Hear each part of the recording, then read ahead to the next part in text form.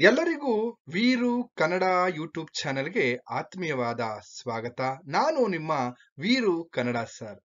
ಇವತ್ತಿನ ತರಗತಿಯಲ್ಲಿ ನಾನು 2ನೇ ಸೆಮಿಸ್ಟರ್ ಬಿಕಾಂ ವಿದ್ಯಾರ್ಥಿಗಳಿಗಾಗಿ ಕಾರಂತರವರು ಬರೆದಿರ್ತಕ್ಕಂತಹ ಶಿವರಾಮ ಕಾರಂತರು ಬರೆದಿರ್ತಕ್ಕಂತಹ ಚೋಮನದುಡಿ ಕಾದಂಬರಿಯ ಭಾಗ 9ರ ಬಗ್ಗೆ ನಾನು ಚರ್ಚೆಯನ್ನ ಮಾಡ್ತಾ ಇದ್ದೀನಿ, ಅಥವಾ ಅಧ್ಯಾಯ 9ರ ಬಗ್ಗೆ ಚರ್ಚೆಯನ್ನ ಮಾಡ್ತಾ ಇದ್ದೀನಿ.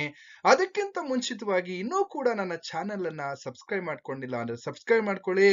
ಹಾಗೆ 8 ಭಾಗಗಳು ಅಥವಾ 8 ಅಧ್ಯಾಯಗಳು ನನ್ನ ಚಾನೆಲ್ ಎಲ್ಲ ಇವೆ, ವೀಕ್ಷಣೆ ಮಾಡಿ ಅಂತ ಹೇಳ್ತಾ, ಹಾಗೆ ನನ್ನ ಚಾನೆಲ್ ಬಗ್ಗೆ ನಿಮ್ ಸ್ನೇಹಿತರಿಗೂ ತಿಳಿಸಿ ಅಂತ ಹೇಳಿ ಈಗ ಭಾಗ 9ರ ಬಗ್ಗೆ ಅಥವಾ ಅಧ್ಯಾಯ 9ರ ಬಗ್ಗೆ ಚರ್ಚೆಯನ್ನ ಮಾಡೋಣ. ಈಗ ನಾವು ಗಮನಿಸ್ತಾ ಹಾಗೇನೆ ಬೋಗನಹಳ್ಳಿಯ ಪಕ್ಕದ ಊರಾಗಿರ್ತಕ್ಕಂತಹ ನೆರೆಯೂರಿನಲ್ಲಿ ಜಾತ್ರೆಯ ಸಂಭ್ರಮ. ಅಲ್ಲಿ ನಾಳೆ ಜಾತ್ರೆ ಇದೆ. ಆ ಜಾತ್ರೆಗೆ ಪ್ರತಿ ವರ್ಷದಂತೆ ಮಕ್ಕಳೆಲ್ಲರೂ ಕೂಡ ಚೋಮನ ಮಕ್ಕಳು ಎಲ್ಲರೂ ಕೂಡ ಜಾತ್ರೆಗೆ ಹೋಗಿ ಆ ಜಾತ್ರೆಯ ಸಂಭ್ರಮವನ್ನ ಕಣ್ತುಂಬಿಕೊಂಡು ಬರ್ತಾ ಇದ್ರು. ಅದೇ ರೀತಿ ಈ ವರ್ಷನೂ ಕೂಡ ಹೋಗ್ಬೇಕು. ಆದ್ರೆ ಬೆಳ್ಳಿಗೆ ಎಲ್ಲ ಒಂದ್ ಕಡೆ ಅಣ್ಣಂದಿರನ್ನ ಕಾಣುವಂತಹ ಬಯಕೆ ಬಹಳ ಇತ್ತು. ಅಯ್ಯೋ, ನಮ್ಮ ಅಣ್ಣಂದಿರಿದ್ರೆ ನಾನು ಕೂಡ ಅವ್ರ ಜೊತೆ ಹೋಗ್ಬೋದಾಗಿತ್ತು, ಅವರು ಇದ್ದಿದ್ರೆ. ಯಾಕಂದ್ರೆ ವರ್ಷ ನಾವು ಹೋಗ್ತಾ ಇದ್ದಂತಕ್ಕಂಥದ್ದು. ಇನ್ನೊಂದ್ ಕಡೆ ಆ ಬೆಳ್ಳಿಗೆ ಗುರುವನ ಮೇಲೆ ತುಂಬಾ ಮಮತೆ ಹೆಚ್ಚು. ಹಾಗೇನೆ ಚೋಮನಿಗೂ ಕೂಡ ಅಷ್ಟೇನೆ, ಚೋಮನ ಮಗಳಾಗಿರ್ತಕ್ಕಂತಹ ಬೆಳ್ಳಿಗೂ ಕೂಡ ಅಷ್ಟೇನೆ ಗುರುವನ ಬಗ್ಗೆ ತುಂಬಾ ಎಲ್ಲ ಒಂದ್ ಕಡೆ ಮಮತೆ, ಪ್ರೀತಿ ಅಂತಕ್ಕಂಥದ್ದು ಹೆಚ್ಚಾಗಿತ್ತು ಅನ್ನೋದನ್ನ ನಾವಿಲ್ಲಿ ಗಮನಿಸ್ತಾ ಹೋಗ್ಬೋದು. ಹಾಗೇನೆ ಇನ್ನೊಂದ್ ಕಡೆ ಇಲ್ಲಿ ನಾವು ಗಮನಿಸಿದಂತಹ ದಣಿಗಳಾಗಿರ್ತಕ್ಕಂತಹ ಸಂಕಪ್ಪಯ್ಯನವರು ಆ ಮನೆಯ ಎಲ್ಲರಿಗೂ ಕೂಡ ಅರ್ಧರ್ಧ ಆಣೆಯನ್ನ ಕೊಟ್ಟಿದ್ದಾರೆ.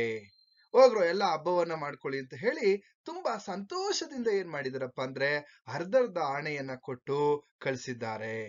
ಆಗ ಕೊನೆಗೆ ಆ ಅರ್ಧರ್ಧ ಆಣೆಯನ್ನ ಕೊಟ್ಟು ಇಲ್ಲಿ ಕೊನೆ ಮಕ್ಕಳಾಗಿರ್ತಕ್ಕಂತಹ ನೀಲ ಮತ್ತೆ ಕಾಳರನ್ನ ಮರ್ತೋಗ್ಬಿಟ್ಟಿರ್ತಾರೆ. ಆನಂತರ ಮತ್ತೆ ಅವ್ರಿಗೆ ಇಬ್ಬರಿಂದ ಒಂದು ಆಣೆಯನ್ನ ಕೊಟ್ಟು, ಹೋಗು ನೀನು ಈ ಎಲ್ಲ ಒಂದ್ ಕಡೆ ಎಂಡದ ಅಂಗಡಿಗೆ ತೆಗೆದುಕೊಂಡೋಗಿ ಈ ಹಣವನ್ನ ಕೊಡ್ಬೇಡ, ಹೋಗಿ ಮಕ್ಕಳಿಗೆ ಕೊಡು, ಜಾತ್ರೆಯಲ್ಲಿ ಅವರು ಸಂತೋಷವಾಗಿರ್ಲಿ ಅಂತ ಹೇಳಿ ಇಲ್ಲಿ ಆ ಸಂಕಪ್ಪಯ್ಯನವರು ಆ ದುಡ್ಡನ್ನ ಕೊಟ್ಟು ಕಳಿಸ್ತಕ್ಕಂಥದ್ದು.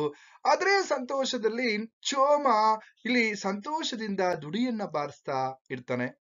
ಹಾಗೆ ಇದ್ದಂತಹ ಸಂದರ್ಭದಲ್ಲಿ ಒಂದ್ ಕಡೆ ತನ್ನ ಮಕ್ಕಳು ತನ್ನ ಸಾಲವನ್ನ ತೀರ್ಸಕ್ ಹೋಗಿರ್ತಕ್ಕಂತಹ ಮಕ್ಕಳ ಬಗ್ಗೆ ಯೋಚನೆಯನ್ನ ಮಾಡ್ತಾ ಇದ್ದಾನೆ.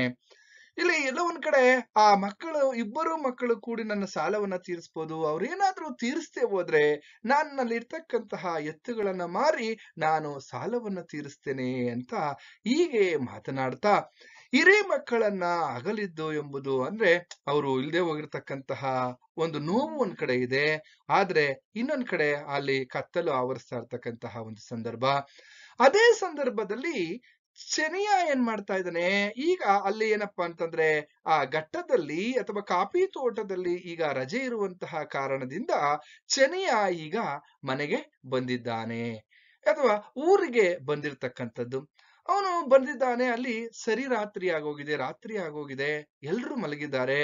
ಒಂದ್ ಕಡೆ ಬೆಳ್ಳಿ ಬೆಳ್ಳಿ ಅಂತ ಕೂಗ್ತಾನೆ, ಇನ್ನೊಂದ್ ಕಡೆ ಅಪ್ಪ ಅಂತ ಕೂಗ್ದಂತ ಸಂದರ್ಭದಲ್ಲಿ ಇಲ್ಲಿ ಚೋಮನಿಗೆ ಎಚ್ಚರಿಕೆ ಆಗ್ತಕ್ಕಂಥದ್ದು. ಆಗ ಆ ಗುಡಿಸಲ ಬಾಗಿಲನ್ನ ತೆರೀತಕ್ಕಂಥದ್ದು. ಇಡೀ ರಾತ್ರಿ ಆ ಕತ್ತಲಲ್ಲಿಯೇ ಒಬ್ರಿಗೊಬ್ರು ಇಲ್ಲಿ ಸಂವಾದಗಳು ನಡೀತಾ ಹೋಗ್ತವೆ. ಆ ನಡೀತಾ ಹೋಗ್ತಕ್ಕಂಥ ಸಂದರ್ಭದಲ್ಲಿ ಯಾರು ಚೆನಿಯನ ಅಂತ ಚೋಮ ಹೇಳ್ತಕ್ಕಂಥದ್ದು. ಆಗ ಹೌದು ಅಂತ ಹೇಳಿ ಎಲ್ಲೋ ಒಂದ್ ಕಡೆ ಚೋಮನಿಗೆ ತುಂಬಾ ಸಂತೋಷ ಆಗುತ್ತೆ. ಹಾಗೇನೆ ಇನ್ನೊಂದ್ ಕಡೆ ಚೋಮನಿಗೆ ಎಷ್ಟು ಸಂತೋಷ ಆಗುತ್ತೋ ಅದೇ ತಕ್ಷಣವೇ ಇಲ್ಲಿ ದುಃಖದ ಒಂದು ವಿಚಾರವನ್ನು ಕೂಡ ಇಲ್ಲಿ ನಾವು ಗಮನಿಸಬೇಕಾಗಿದೆ. ಏನು, ಈಗ ಗುರುವ ಬಂದಿಲ್ವಾ ನೋಡಿ, ಆ ಶನಿಯನ ಕೈಯನ್ನ ಮುಟ್ಟಿ ಎಲ್ಲ ಗುರುವ ಬಂದಿಲ್ವಾ ಅಂತಕ್ಕಂಥದ್ದು.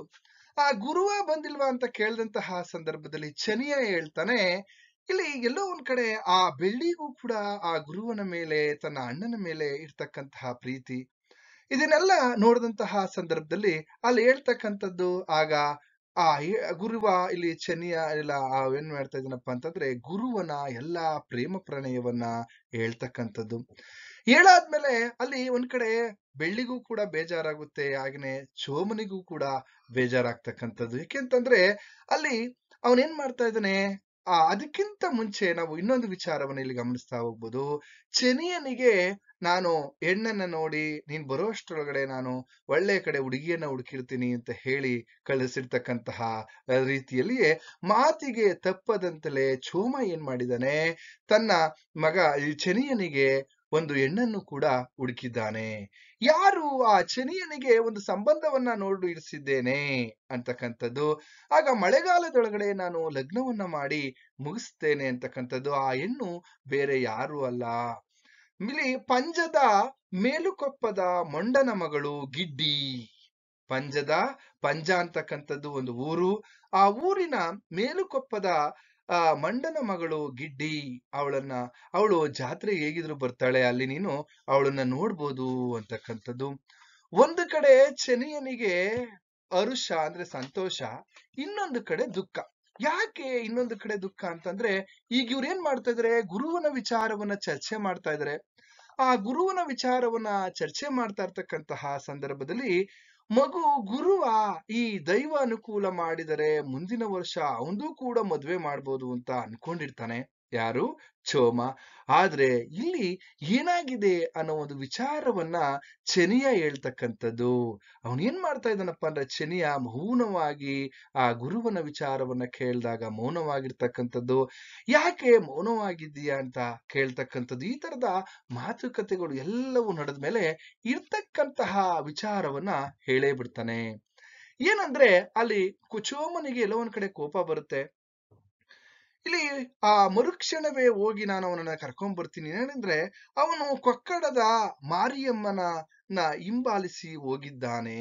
ಕೊಕ್ಕಡದ ಮಾರಿ ಅಂದ್ರೆ ಅವಳ ಹೆಸರು ಮೇರಿ ಅಂತಕ್ಕಂಥದ್ದು. ಅವಳು ಹಿಂದೂ ಧರ್ಮದಲ್ಲಿದ್ದಂತಹ ಸಂದರ್ಭದಲ್ಲಿ ಅವಳು ಮಾರಿ ಅಂತ ಹೆಸರನ್ನ ಇಟ್ಕೊಂಡಿರ್ತಾಳೆ. ಕ್ರಿಶ್ಚಿಯನ್ ಧರ್ಮಕ್ಕೆ ಮತಾಂತರಗೊಂಡಂತಹ ಸಂದರ್ಭದಲ್ಲಿ ಮೇರಿ ಆಗಿರುತ್ತೆ ಅವಳ ಹೆಸರು. ಅದಕ್ಕೆ ಆ ಮಾರಿಯಮ್ಮನ ಹಿಂದೆ ಹೊರಟೋದ ಅಂತ ಅವರ ಪ್ರೇಮ ಪ್ರಣಯವನ್ನ ಚೆನಿಯ ಇಲ್ಲಿ ಚೋಮ ಮತ್ತೆ ಬೆಳ್ಳಿಗೆ ಹೇಳ್ತಕ್ಕಂಥದ್ದು. ಅವರು ಎಲ್ಲೋ ಒಂದ್ ಕಡೆ ಬರಸಿಡಿಲು ಬಡಿದಂತೆ ಅವರು ಚೋಮ ಮತ್ತೆ ಬೆಳ್ಳಿ. ಯಾಕೆಂತಂದ್ರೆ ಆ ಗುರುವಿನ ಮೇಲೆ ಎಲ್ಲಿಲ್ಲದಂತಹ ಒಂದು ಪ್ರೀತಿ ಇರುತ್ತೆ. ಇನ್ನೊಂದ್ ಕಡೆ ಚೋಮನಿಗೆ ಯಾಕೆ ಆ ರೀತಿ ಅನ್ಸುತ್ತಪ್ಪ ಅಂದ್ರೆ, ತನ್ನ ಜಾತಿಯನ್ನ ಬಿಟ್ಟು ಅಥವಾ ತನ್ನ ಧರ್ಮವನ್ನ ಬಿಟ್ಟು ಬೇರೆ ಧರ್ಮದ ಹೆಣ್ಣನ್ನ ಅಥವಾ ಬೇರೆ ಧರ್ಮದಲ್ಲಿ ಹೆಣ್ಣನ್ನ ಅವನು ಎಲ್ಲ ಒಂದ್ ಕಡೆ ಮದುವೆ ಆದ್ನಲ್ಲ, ವಿವಾಹವನ್ನ ಮಾಡ್ಕೊಂಡಲ್ಲ, ಅಥವಾ ಅವಳ ಜೊತೆ ಓಡೋದ್ನಲ್ಲ ಅಂತ ಹೇಳಿ ಅವನಿಗೆಲ್ಲೋ ಒಂದ್ ಕಡೆ ನೋವಾಗುತ್ತೆ. ಅಂದ್ರೆ ಇವನು ಕೂಡ ಎಲ್ಲಿ ಮತಾಂತರವನ್ನ ಹೊಂದು ಬಿಡ್ತಾನೋ ಅನ್ನುವಂತಹ ಒಂದು ಯೋಚನೆ ಪ್ರಾರಂಭ ಆಗುತ್ತೆ ಚೋಮನಲ್ಲಿ. ಚೋಮ ಏನ್ ಮಾಡ್ತಾನೆ ಅಂತಂದ್ರೆ, ಇಲ್ಲ ನಾನು ಅವನನ್ನ ಹೋಗಿ ಕರ್ಕೊಂಡು ಬಂದೇ ಬರ್ತೀನಿ ಅಂತ ಕೊಕ್ಕಡಕ್ಕೆ ಏನ್ ಮಾಡ್ತಾನೆ, ನಡೆದುಕೊಂಡು ಕೈಯಲ್ಲಿ ಒಂದು ದೊಣ್ಣೆಯನ್ನ ಹಿಡ್ಕೊಂಡು ಹೋಗ್ತಕ್ಕಂಥದ್ದು. ಯಾಕೆಂದ್ರೆ ಆ ಮಗನ ಮೇಲೆ ಅವನಿಗೆ ಒಂದ್ ಕಡೆ ಮಮತೆ ಇದೆ. ಯಾಕೆಂದ್ರೆ ನನ್ನ ಮಗ ಯಾವುದೇ ಕಾರಣಕ್ಕೂ ಕೂಡ ದಾರಿ ತಪ್ಪಾರ್ದು, ಅದೇಗೆ ನಾನ್ ನೋಡೇ ಬಿಡ್ತೀನಿ ಅಂತ ಹೋಗಿ ಕೊಕ್ಕಡಕ್ಕೆ ಇಲ್ಲಿ ಹೋಗೋದಕ್ಕೆ ಕಂಕುಳಲ್ಲಿ ಒಂದು ದೊಣ್ಣೆಯನ್ನ ಇಟ್ಕೊಂಡು ಸೀದಾ ಊರಿನ ಹಾದಿಯನ್ನ ಹಿಡಿದು ಹೊರಡ್ತಾನೆ.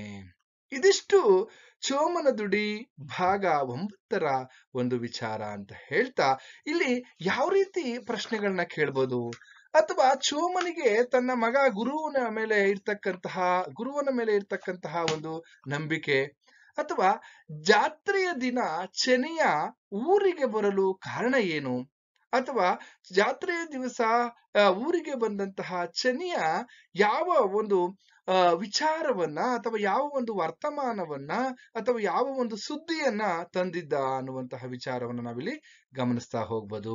ಅಥವಾ ಜಾತ್ರೆಯ ದಿವಸ ಊರಿಗೆ ಬಂದಂತಹ ಚೆನಿಯ ಚೋಮನಿಗೆ ಯಾವ ಸುದ್ದಿಯನ್ನ ಹೇಳುತ್ತಾನೆ, ವಿವರಿಸಿ ಅಂತ ಇಲ್ಲಿ ಪ್ರಶ್ನೆಯನ್ನ ಕೇಳ್ಬೋದು. ಅಥವಾ ಇನ್ನೂ ನಿಮಗೆ ಈ ತರ ಇಲ್ಲಿ ಗುರುವ ಯಾರನ್ನ ಮದುವೆಯಾದ ಅಂತಕ್ಕಂಥದ್ದು, ಅಥವಾ ಗುರುವ ಮದುವೆಯಾದಂತಹ ಹುಡುಗಿಯ ಹೆಸರೇನು ಅಂತಕ್ಕಂಥದ್ದು, ಈ ರೀತಿ ಪ್ರಶ್ನೆಗಳನ್ನ ಕೇಳ್ಬೋದು. ಹಾಗೇನೆ ಬೆಳ್ಳಿ ಮತ್ತೆ ಚೋಮನಿಗೆ ಗುರುವನ ಮೇಲೆ ಇದ್ದಂತಹ ಪ್ರೀತಿ ಮಮತೆ ಎಂತಹದ್ದು ಅನ್ನೋದ್ರ ಒಂದು ವಿಚಾರದ ಬಗ್ಗೆ ಇಲ್ಲಿ ಕೇಳ್ತಾ ಹೋಗ್ಬೋದು. ಇದಿಷ್ಟು ಪ್ರಶ್ನೆಗಳು ಈ ಒಂದು ಅಧ್ಯಾಯದಿಂದ ಬರ್ಬೋದು ಅಂತ ಹೇಳ್ತಾ ಇಲ್ಲಿಗೆ ಈ ತರಗತಿಯನ್ನ ಮುಗಿಸ್ತಾ ಇದ್ದೀನಿ. ನಿಮ್ಗೆಲ್ರಿಗೂ ಕೂಡ ಶುಭವಾಗ್ಲಿ.